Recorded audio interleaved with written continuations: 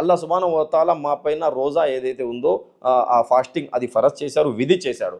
అలాగే బేసిక్స్ ఖురాన్స్ ఏంటంటే నువ్వు ముస్లిం కావాలంటే శాంతి నీలో రావాలా, నువ్వు ముస్లిం కావాలంటే నీ పక్కన ఉండే వాళ్ళు నీతో శాంతియుతంగా ఉండాలా, నీ పక్కన ఉండే వాళ్ళకు నీతో ఇబ్బంది కలగకూడదు. ప్రవక్త ముహమ్మద్ ఒక మాట చెప్పారు సల్లల్లాహు అలైహి వసల్లం, నువ్వు నీ పక్క ఉండే వ్యక్తులు హిందూ అయినా ఏ మతానికి ఏ కులానికి సంబంధించిన వ్యక్తి ఏరియాలో నువ్వు ఉన్నా కూడా నీ పక్కన ఉండే ఏ కులస్తుడికైనా ఏ మతస్థుడికైనా నీ మాటతో నీ చేతులతో నువ్వు చేసే పనిలతో ఇబ్బంది కలుగుతుంటే నువ్వు విశ్వాసి కాలేవు. ప్రళయ దినం నాడు నీకు అల్లాహ్ సుబ్హానహు వ తఆలా స్వర్గం ఇవ్వడు. నీ అఖ్లాక్ ముందుగా మంచి చేసుకొని ప్రవక్త ముహమ్మద్ సల్లల్లాహు అలైహి వసల్లం చెప్పారండి. క్యారెక్టర్ మంచిగా ఉండాలి. అంటే ఇప్పుడు ఉగ్రవాదులందరూ ముస్లింలంతా ఉగ్రవాదులే అని అంటే అసలు ఉగ్రవాదానికి ఇస్లాంకి ఎటువంటి సంబంధం లేదు.